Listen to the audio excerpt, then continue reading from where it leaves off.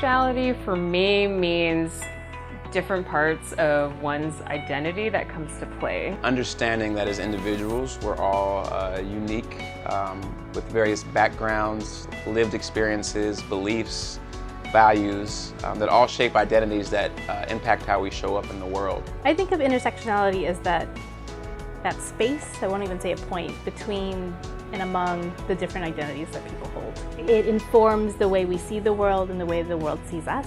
For me, it brings up sort of the crossroads of my multiple identities. When one or more of those identities cross over or come into interaction with one another, for me, that's what that's about. It's a lot of things coming together, whether it be like race, ethnicity, gender, anything that makes someone who they are, that completes their story. It's not just one element of a person, but it's the collective interplay of the elements that you have to look at to see what's going on and to really experience what a person is seeing. I realized that my identity is not, it really can't be structured into one or put into one category, because I'm not that, right? My identity of being Korean American, as well as being a first generation college student and an undocumented, woman of color, it's just all of it kind of play into this big form of identity where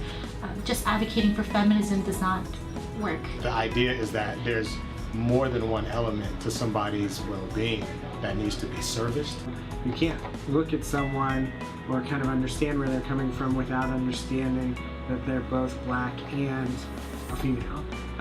It's that overlapping connections or those overlapping identities where really is the heart of intersectionality, and then how that impacts or relates to the systems of oppression. The emphasis on my lane of oppression was only on racism as it applied to African Americans. It wasn't until I got older and just experienced more of life in higher education and life outside of the inner city that I realized that the same amount of racism that African Americans encounter is the same amount of racism that Filipino Americans encounter. So, what was most salient for me growing up was typically that I was Filipino, that I was a girl, because there were double standards in my family, and my immigrant status here definitely shaped my childhood. I often felt marginalized and went through the whole identity development of not feeling enough, not wanting to associate myself with other API students, just wanting to be like everybody else in the crowd.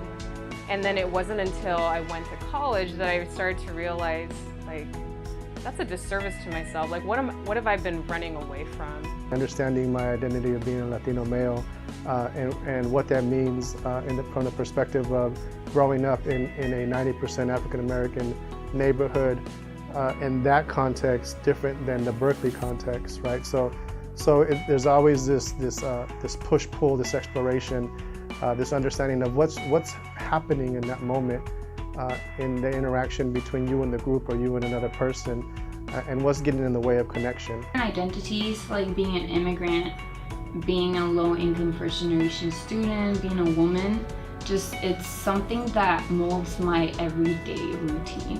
Whether it be campus or outside of campus, just how I carry myself throughout my routine, it's basically my everyday person. I do recognize that I have privilege because of my various identities, and a number of my identities intersect to provide that level of privilege. So I need to be aware of that and understand that, and then recognize that not everyone has that opportunity. So for me, it's important to understand that, and then to recognize that individuals that have identities that are different than mine may not have that privilege and have to deal with the systems of oppression present in our society much differently than I have to. I grew up in a Korean American background.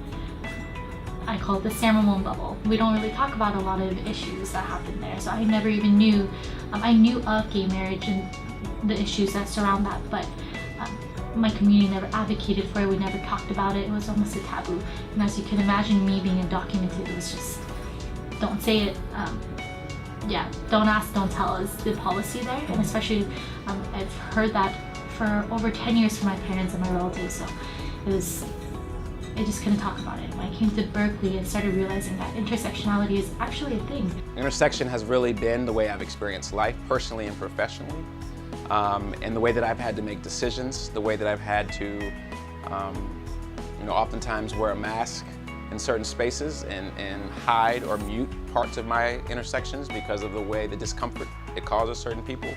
But it has really been the way that I've existed and the way that I've been able to understand myself. If you consider intersectionality, then you actually have to ask somebody various questions about their identity instead of just assuming. When you start looking at it from a more intersectional lens, then it provides more opportunity for allies and welcomes more people into the conversation. I've never met anybody who wouldn't want to be recognized for who they are. Number two, I've never met anybody who wouldn't want to be recognized for who they are completely in a respectful and supportive way. How are we creating communities where people feel respected, they feel like that they belong here and that they are recognized for being holistic people? We are all individuals made up of a unique set of backgrounds, values, and beliefs. And the intersections of that are what make us all unique and which makes our global society what it is. And so I think that campuses who focus on that are really seeking change and really seeking to create environments where all folks are appreciated and acknowledged for what they bring. I think that this conference is one way in doing that, in like bringing the community together and having those really deep discussions that we often don't have with each other. Are you in? Are you in? Are you in? Are you in? Are you in?